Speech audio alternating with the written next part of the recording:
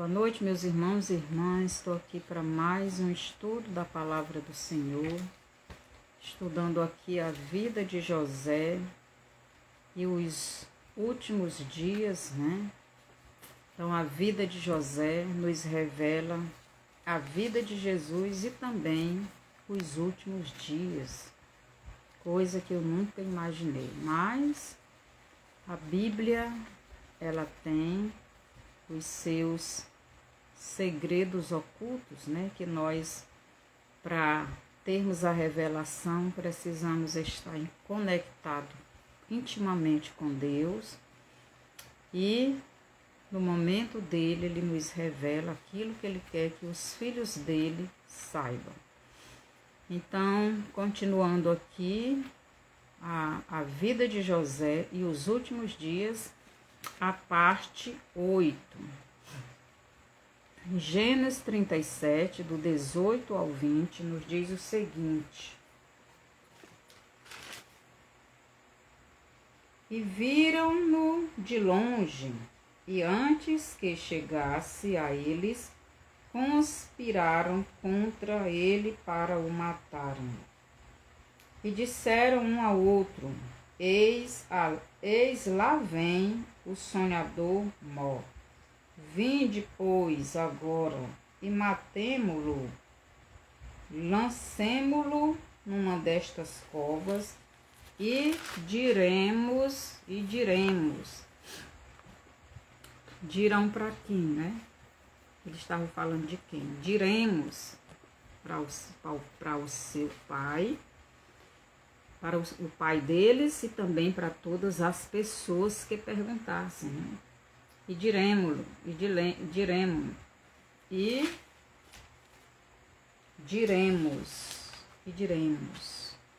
uma fera o comeu, e veremos que será dos seus sonhos. Então aqui a gente vê a trama dos irmãos de José para o matarem. Então, este plano dos irmãos de José para matá-lo é o mesmo plano dos irmãos de Jesus. Não estou dizendo os filhos de Maria com José, eu estou falando dos judeus, dos religiosos, a mesma trama, né, deles para matarem Jesus. Então aqui nos versos do 21 ao 22, vemos o seguinte, os versos do 21 ao 22. E ouvindo Rúben, livrou-o das suas mãos e disse: Não lhe tiremos a vida. Também lhes disse Rúben: Não derrameis sangue, lançai-o nesta cova, que está no deserto, e não lanceis mãos nele. Isto disse para livrá-lo das mãos deles e para torná-lo a seu pai. Então, Rúben não tinha a intenção de matar o seu irmão José. E ele ali estava como líder dos seus irmãos. Mas Rúben saiu do grupo e foi, não se sabe para onde, deixando o grupo na liderança de Judá. E quando Rúben se afastou, né, então nós vemos que o plano de jogar José no poço aconteceu. Eles jogaram, mas não só isso, né? O plano foi mudado. Aqui em Marcos 15, do 6 ao 15, também nos diz o seguinte, em relação a este plano, né, da vida de José em comparação com a vida de Jesus. Então, os irmãos de José, quando viram José, eles logo planejaram tirar a vida de José. Agora vamos ver o que é que diz Marcos 15, do 6 ao 15. Ora, no dia da festa, costumava soltar-lhes um preso qualquer que eles pedissem. E havia um chamado Barrabás, que preso com outros amotinadores, tinham num montim cometido uma morte. E a multidão, dando gritos, começou a pedir que fizesse como sempre lhes tinha feito. E Pilatos lhes respondeu, dizendo: Quereis que vos solte o rei dos judeus? Porque ele bem sabia que por inveja os principais dos sacerdotes o tinham entregado. Mas os principais dos sacerdotes incitaram a multidão para que fosse solto antes Barrabás, né? E Pilatos, respondendo, lhes disse outra vez: Que quereis, pois, que faça daquele a quem chamais rei dos judeus? E eles tornaram a clamar: Crucifica-o. Mas Pilato lhes disse: Mas que mal fez? E eles cada vez clamavam mais: Crucifica-o. Então Pilatos, querendo satisfazer a multidão, soltou-lhe Barrabás e açoitado Jesus, o entregou para ser crucificado. Então a gente vê aqui que os irmãos de José planejaram a morte dele, né? Planejaram jogar ele no poço, mas o plano final era a morte. Eles iam matar José, colocar o sangue na capa dele, ia levar para o pai dele, para que o pai dele pensasse que um animal tinha comido.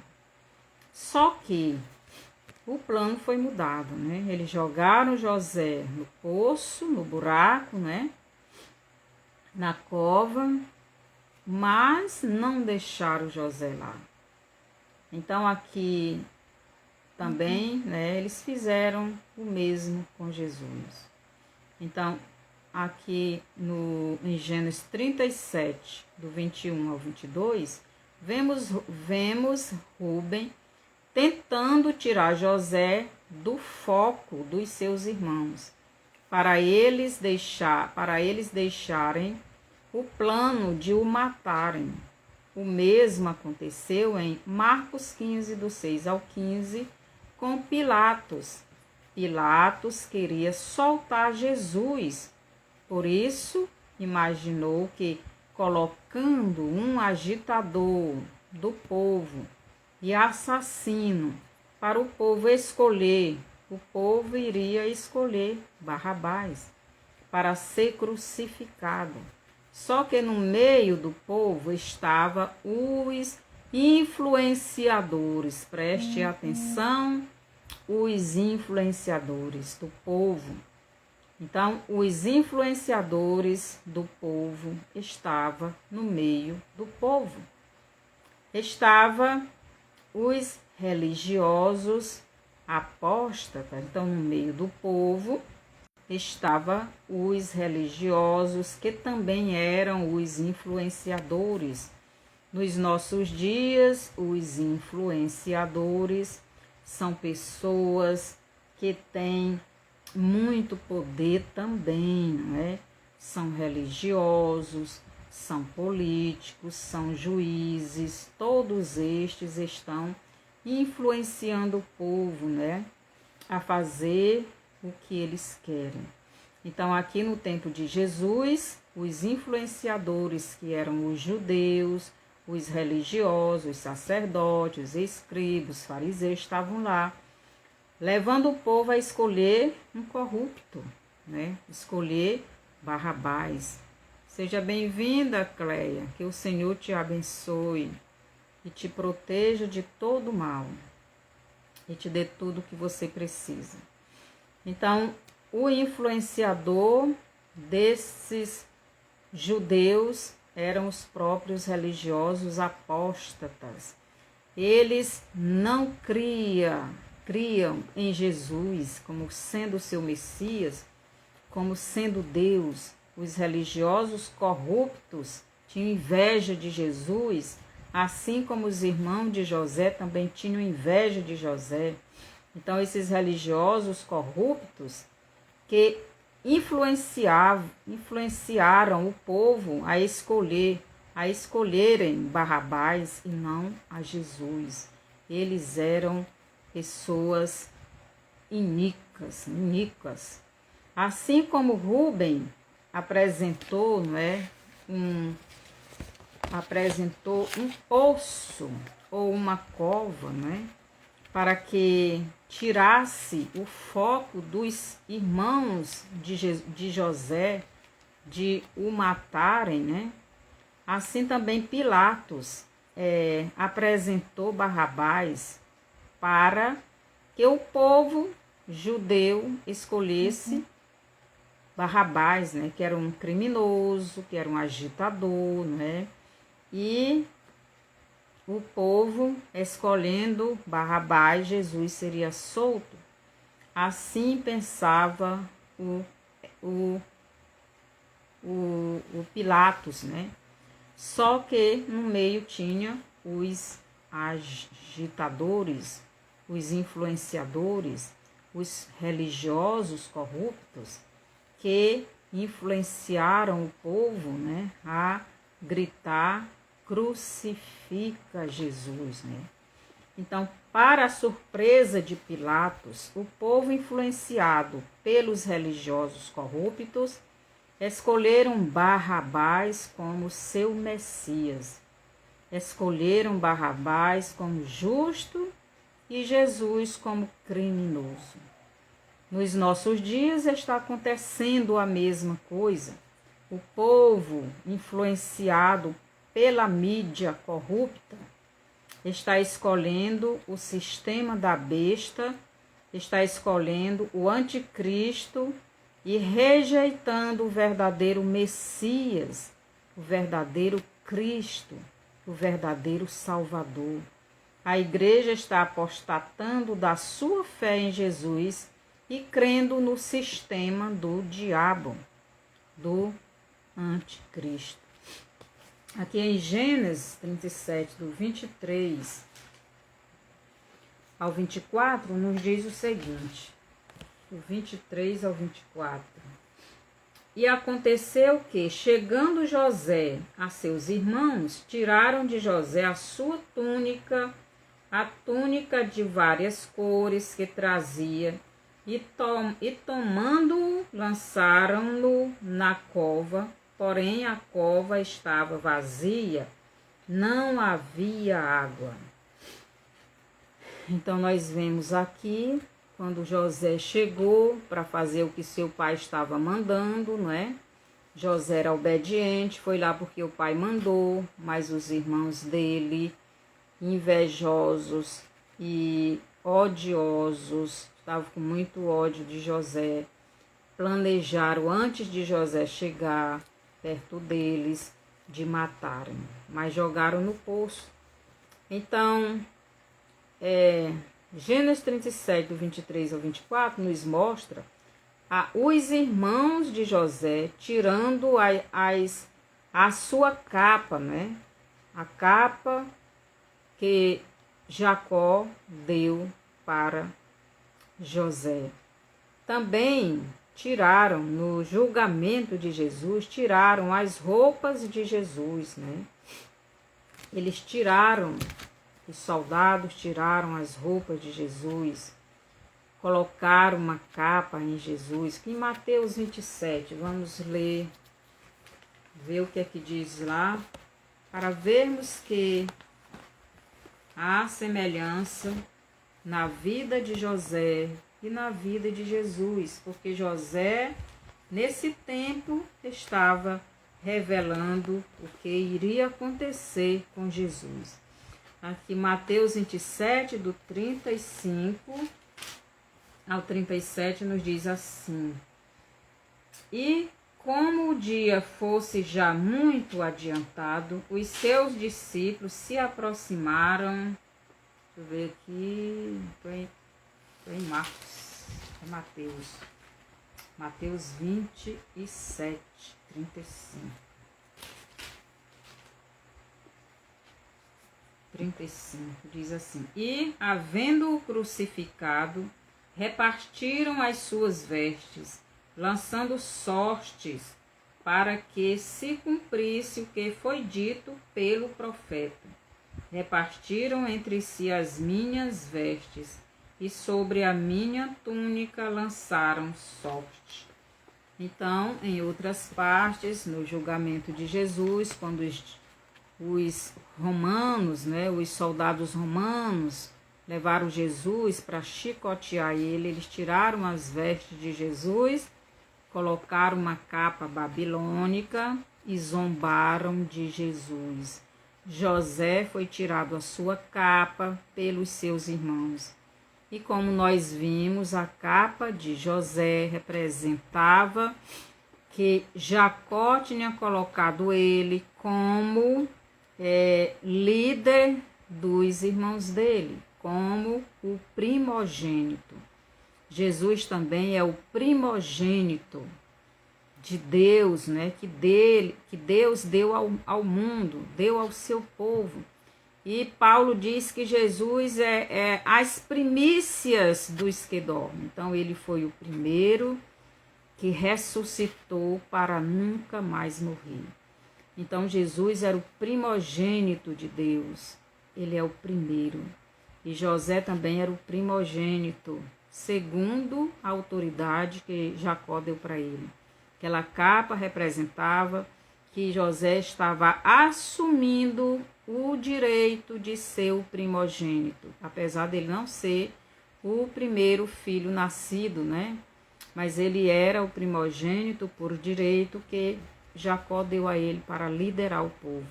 E por isso, os irmãos dele tinham ódio. E por isso, os irmãos dele planejaram matar ele. E por isso, José foi parar no poço, né? Na cova. E Jesus, do mesmo jeito, os sacerdotes, os religiosos sabiam que Jesus era o Messias. Mas eles não quiseram Jesus como Messias. Eles rejeitaram Jesus. Eles consideravam Jesus apenas como um homem comum, como um impostor, não é? E eles odiaram Jesus porque eles tinham dentro deles o espírito do maligno, né? E se revoltaram contra Cristo. Então, os soldados romanos, depois de haverem crucificado Jesus, lançaram sorte para ver quem ficaria com as vestes de Jesus. Mas antes de Jesus ser crucificado, ainda no seu julgamento, os soldados, antes de chicotearem Jesus, despiram as suas vestes e depois vestiram novamente. Então Jesus vestiu as suas vestes já sangrando, ele estava todo cortado, porque aqueles chicotes de romanos tinham lâminas, tinha pedras como se fosse de ferro, de um tipo de metal, né, que deixava hematomas grandes. E Jesus estava sangrando e eles vestiram aquelas vestes de Jesus sangrando. Então, o sangue que foi para as vestes de Jesus foi o sangue de Jesus, mas o sangue que foi para as vestes de José foi o sangue de um cabrito, né? Então despiram a capa de José e despiram as vestes de Jesus. Então a capa de José foi tirada, mas de Jesus foi as suas vestes, né? Então, aqui em Gênesis, no versículo 24, eu já li, não é? Diz, no capítulo 37, versículo 24, nos diz o seguinte, eu estou em Mateus, desculpa. Gênesis 24, ou melhor, 34, 37 e 24, diz o seguinte, né? Vou ler mais uma vez aqui para a gente ficar compreendendo melhor, né? 24. E tomando-o, lançaram-no na cova. Porém a cova estava vazia, não havia água nela. Então eles jogaram José na cova, né? E aquela cova estava vazia. José foi lançado vivo em uma cova na terra. Aquela cova, também tem outras traduções que diz que era um poço. Ele estava vazio. Ele era na terra, em um poço. Mas Jesus foi lançado, morto, em uma cova na rocha. Então José foi lançado vivo em um poço, em uma cova, no chão, na terra. Mas Jesus foi lançado morto em uma cova, em uma sepultura, mas em uma rocha, né? José não era Jesus, ele só representava Jesus. Por isso ele não foi morto, pois a morte dele não poderia salvar ninguém. Mas tudo o que aconteceu com José representava aquilo que no futuro iria acontecer com o verdadeiro Filho de Deus. Aqui no versículo 25, quer dizer, nos diz o seguinte: depois assentaram-se para comer pão. Então levantaram os seus olhos e viram uma companhia de ismaelitas que vinham de Gileade, e seus camelos traziam especiarias, bálsamos e mirra para levá-los ao Egito. Então eles estavam ali comendo, né, comemorando, talvez zombando de José, ali sentado, reunido, talvez José gritando, né, lá dentro do poço, dentro daquela cova, gritando pelos irmãos dele, e os irmãos deles lá comemorando, comendo, se divertindo, não estavam nem aí, né? E eles olham e vê uma comitiva de ismaelitas. Neste momento, houve uma mudança nos planos, né? Diz que, então, em Gênesis 37, 25, diz que depois que jogaram José na cova, sentaram-se para comer pão, né? Como se nada tivesse acontecendo. Era insensível esses irmãos de José. Então, quando a pessoa tem ódio do outro, ele não tem pena, como se diz, né? Ele não sente nenhuma remorso de fazer o mal. Assim estavam os irmãos de José. O mesmo aconteceu com os religiosos judeus, né? Depois de terem crucificado Jesus, sentaram-se para comerem a Páscoa, né? É tanto que eles queriam que Jesus fosse tirado logo da cruz, porque a Páscoa já estava próxima e não poderia ter ninguém em cruz, né? E eles queriam que Jesus fosse tirado logo. Ainda no versículo 25 nos diz que eles estavam comendo o seu pão quando viram uma companhia de ismaelitas que vinham de Gileade.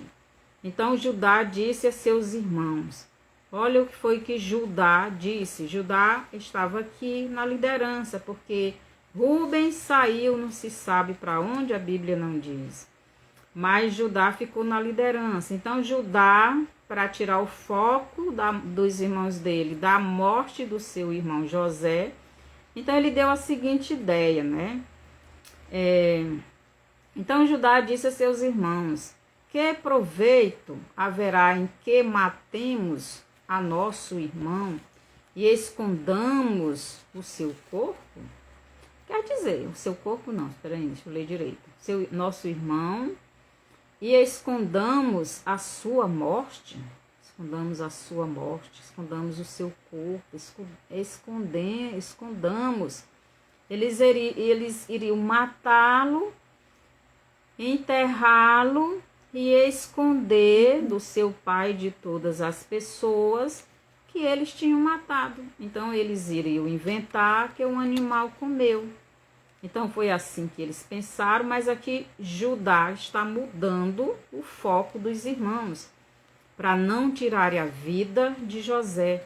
Então ele viu aquela comitiva de ismaelitas, então ele disse: vamos vendê-lo, é melhor do que a gente matá-lo. Então nesta hora Rúben, como líder dos seus irmãos, não estava com eles, porque Rúben não queria a morte de José. E ele pensava que os irmãos dele não iriam vender, muito menos matar. Mas Rúben não estava lá. Ele saiu não sei para onde. Então, quem ficou na liderança foi Judá. E Judá deu essa ideia, né? Então, não vamos matar nosso irmão, que aproveitou na morte dele. E depois a gente vai esconder a morte dele. Vai dizer que ele foi comido por um animal. Então, Judá combinou com os seus irmãos que, em vez de matarem José, o vendessem para os ismaelitas. E eles concordaram, né? E Judá dizia: assim não seja nossa mão sobre ele. Então, aqui Judá não queria que a mão deles fossem culpadas, sujas do sangue de seu irmão. Por isso ele diz: assim não seja nossa mão sobre ele, porque ele é nosso irmão, nossa carne. E seus irmãos obedeceram. Então os irmãos concordaram com Judá. Então vamos vender ele. Assim a gente não é responsável, não é culpado da morte dele. Então, neste texto, Judá não quis sujar as suas mãos com o sangue de José. Mas em Mateus 24, ou melhor, 27, do 23 ao 25, Judá, não é responsável, ele faz questão. Então, a casa de Judá faz questão de que o sangue de Jesus caia sobre eles. Então, aqui versículo, Mateus 27, do 23 ao 25, nos diz assim: o governador, porém, disse: mas que mal fez ele? E eles mais clamavam, dizendo: seja crucificado.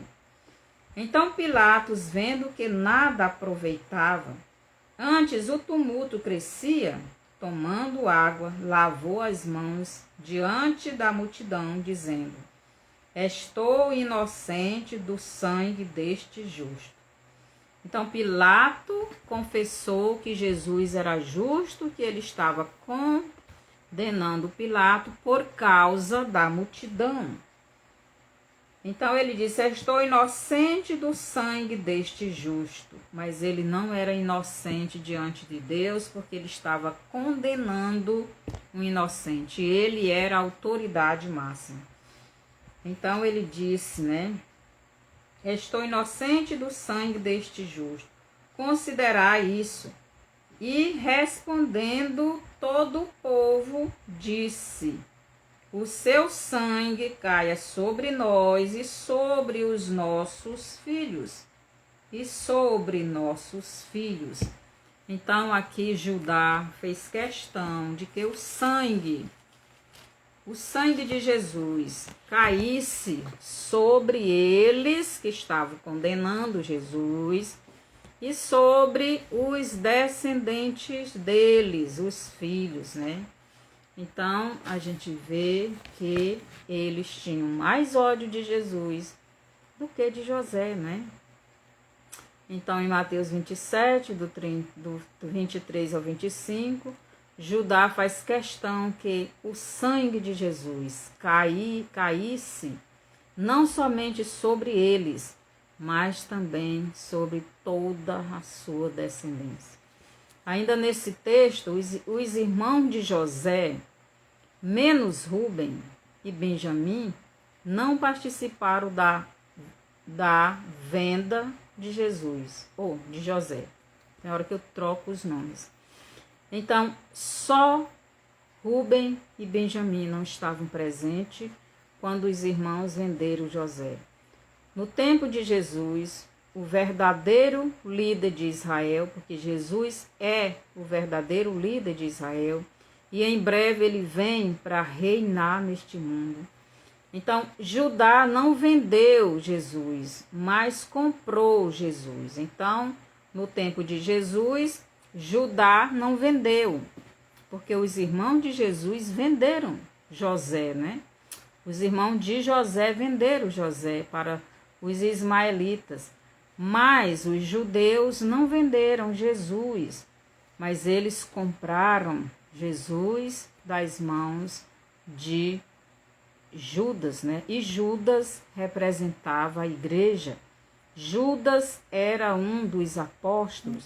Judas representava a igreja apóstata, a igreja que vende Jesus, a igreja que troca Jesus, a igreja que não ama Cristo, a igreja que apenas quer Jesus por interesse.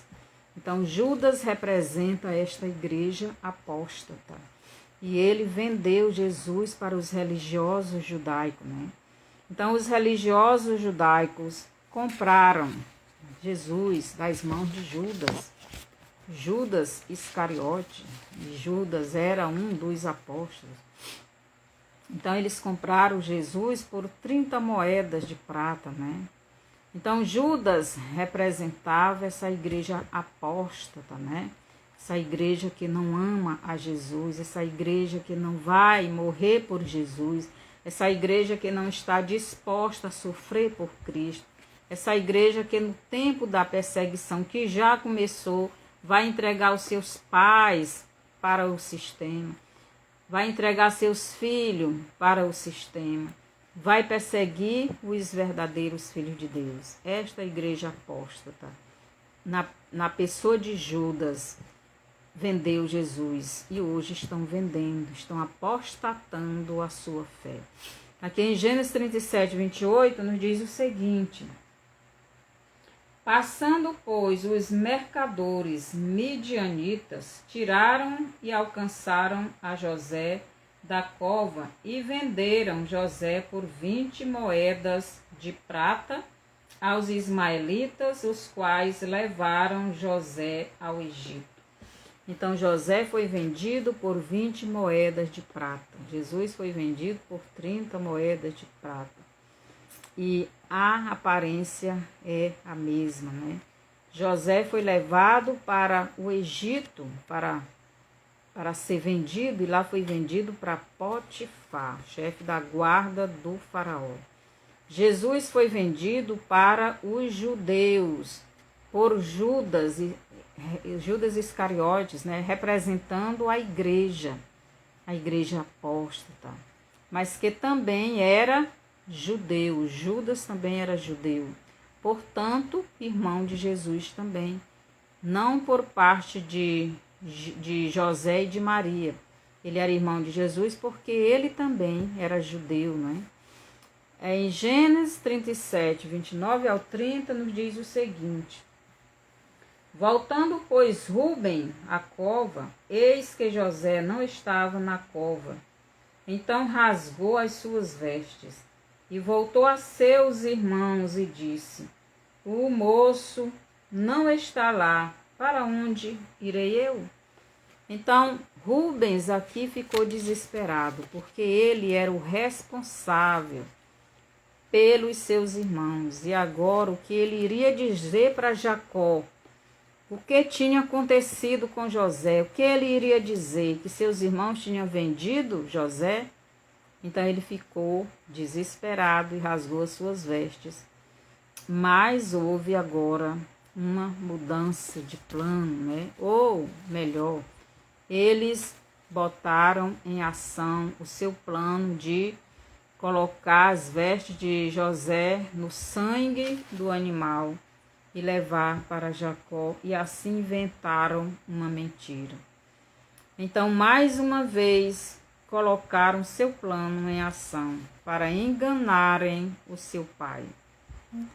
Então, hoje, a igreja vive num verdadeiro engano. E este engano foi colocado no meio dela há mais de 1000 anos atrás, né? Quando a igreja romana disse que era cristão, e quem não fosse cristão seria perseguido. A verdadeira igreja foi perseguida. E no meio dela também foi introduzida muitas heresias. E os falsos profetas têm empregado muitas doutrinas, muitas interpretações erradas, né, da Bíblia. E a igreja vive em um engano. E este engano precisa ser desfeito. E Jesus está desfazendo nos últimos dias. A verdade está vindo à tona, mas muitos acostumados com a mentira, né? Ah, mas Jesus vai voltar antes da grande tribulação. E a grande tribulação para muitos começa antes da abertura dos selos. Se todos os selos já foram abertos, a peste já está aí, a guerra também, a fome crescendo, o problema climático aí, as pedras tectônicas, que é o sexto selo, tudo está se cumprindo, mas muitos no engano, passando esse engano para a igreja, diz que nós não vamos ser arrebatados antes do anticristo aparecer, né? Nós não vamos ver o anticristo. Nós seremos arrebatados antes do anticristo aparecer. Mas o anticristo vai aparecer só na metade dos 7 anos. Não nos 3 primeiros anos. A igreja vai sair. Nós vamos passar pela tribulação. Nós vamos passar pela guerra mundial. E a guerra mundial é a 6ª trombeta. E nós já estamos nela. A primeira trombeta já foi tocada. Fogo está queimando a terra. Como lá diz na primeira trombeta. Pedras estão caindo do céu, tanto em forma de cometas. No ano passado foi milhares, não digo milhares, mas foi uma chuva de cometas. E tem caído cometas, pedras caindo do céu. E pedras de gelo caindo do céu. A primeira trombeta já foi tocada, agora vai ser a segunda. E a segunda é as águas do mar, que vai ser tocada e vai se tornar em um tsunami. Então vamos prestar atenção que tudo está se cumprindo, mas os falsos profetas continuam dizendo que não. E muitas pessoas, neste engano que foi passado para elas e para mim também, não abrem os seus olhos para verem a palavra de Deus se cumprindo. Então, nos versos 31 ao 34, nos diz o seguinte, os versos 31 ao 34. Então tomaram a túnica de José e mataram um cabrito e tingiram a túnica no sangue. E enviaram a túnica de várias cores e fizeram levá-la a seu pai e disseram: temos achado esta túnica. Conhece agora se esta será ou não a túnica de teu filho. E reconhecendo-a, disse: é a túnica de meu filho. Uma fera o comeu. E certamente José foi despedaçado. Esta foi a impressão que Jacó teve, né? Talvez a túnica estivesse rasgada, né? E ele imaginou que uma fera, um animal feroz, comeu o filho dele. E assim o engano foi passado para Jacó. E Jacó representa a nação de Israel. O engano foi passado para Judá também. Antes de Jesus vir a esta terra, os fariseus, os saduceus, os sacerdotes não ensinavam o povo corretamente para receber o Messias. Eles tinham o seu ensinamento, mas viviam outra vida. Eles ensinavam uma coisa, mas viviam outra, tanto que Jesus disse: faça o que eles ensinam, mas não faça o que eles fazem. Então os judeus viviam no engano. E quando eles mataram Jesus crucificado, eles também inventaram mentiras sobre Jesus. Então vamos aqui para Mateus 27, Mateus capítulo 27, os versos do 27 ao 31, que nos diz também assim. Mateus 27, do 27 ao 31. E logo os soldados do governador, conduzindo Jesus ao auditório, reuniram junto dele toda a corte, e despindo-o, isso daqui eu já li, não é? Então aqui é a mesma coisa dos soldados romanos batendo em Jesus, tirando as vestes, né? Eles cortaram a pele de Jesus, mas Jesus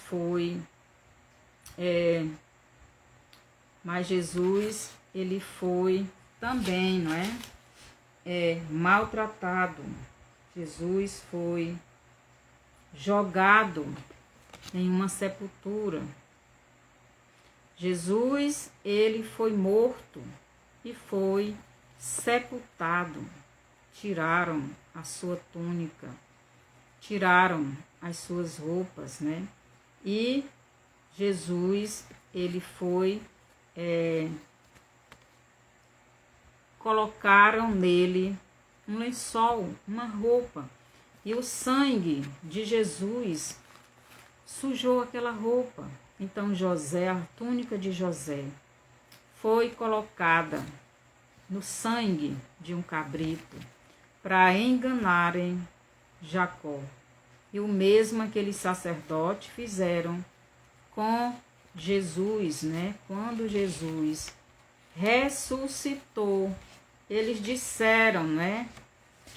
Eles inventaram uma mentira.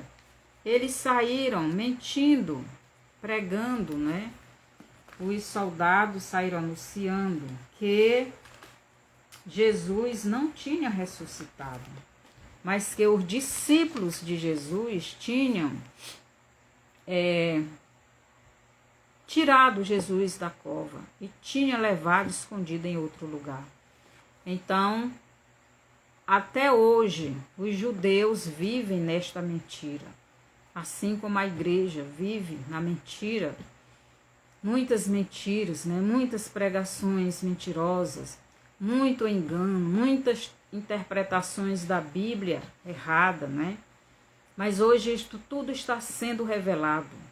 Os judeus estão, a religião judaica, só quem não quer sabe a verdade, não sabe, mas tudo está sendo revelado.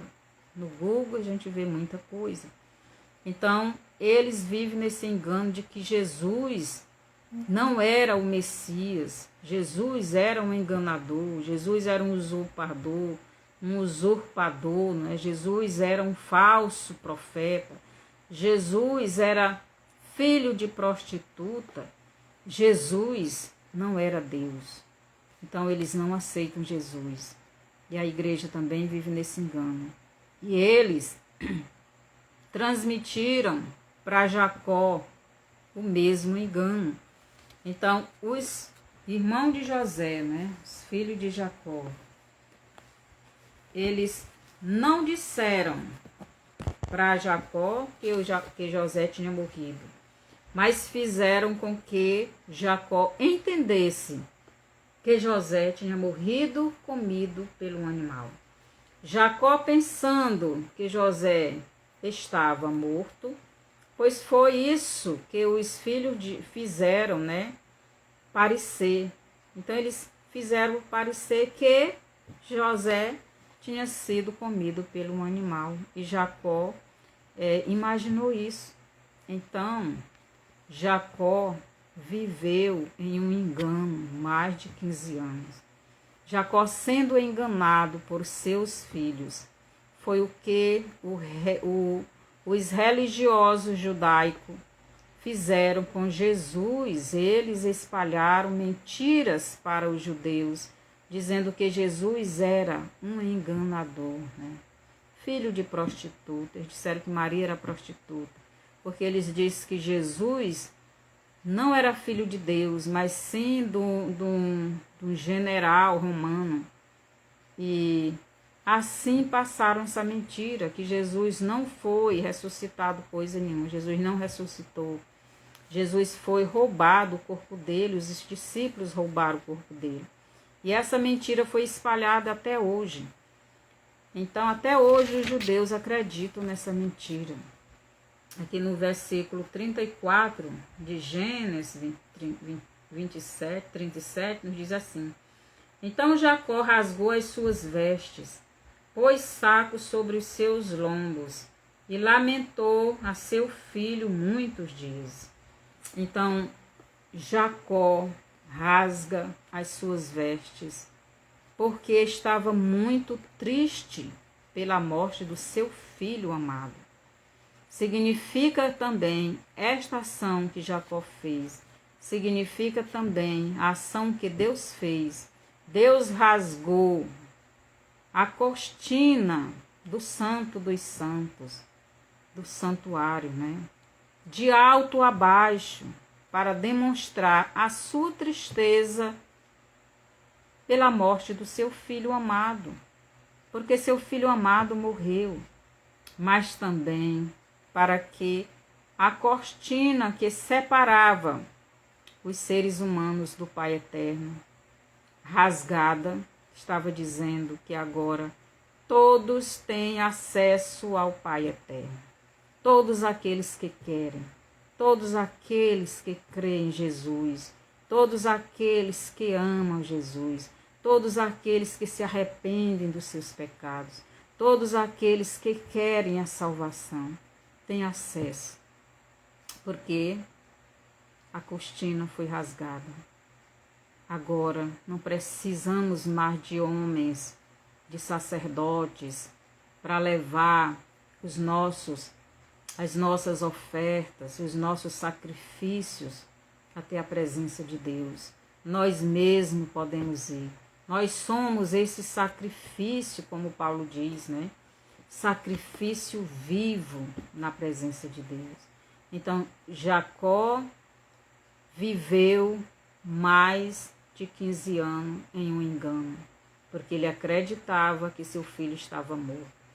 E os filhos de Jacó viviam em uma mentira, porque eles tinham que mentir que seu irmão tinha sido comido pelo animal.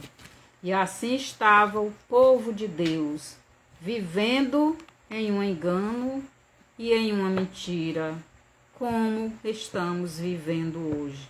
E Jesus está usando a natureza, a guerra, está usando a fome, as pestes, a terra, o céu, para que esse engano, para que essa mentira seja desfeita, que seu povo veja a verdade e venha para ele e confesse os seus pecados e reconheça os seus erros e peça perdão e se arrependa e venha para Jesus.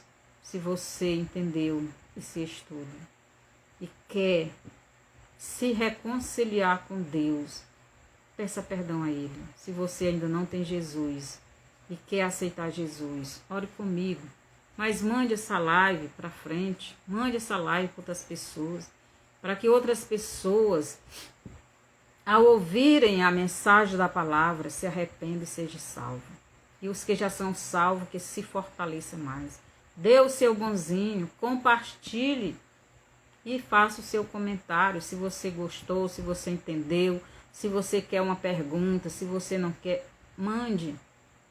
E assim você estará ajudando a evangelizar. Então, se você entendeu esse estudo e quer receber Jesus como Salvador, ore comigo. Pai, eu entendi que o Senhor deu o seu Filho, porque o Senhor nos ama muito. E Jesus veio a este mundo em obediência ao Senhor. E Ele lhe obedeceu tanto que morreu na cruz. E eu quero recebê-lo como meu Salvador, porque eu aceito, eu a partir de agora quero fazer parte do seu reino, eu quero entrar no seu reino, eu quero ver o seu reino, eu quero ir morar no seu reino.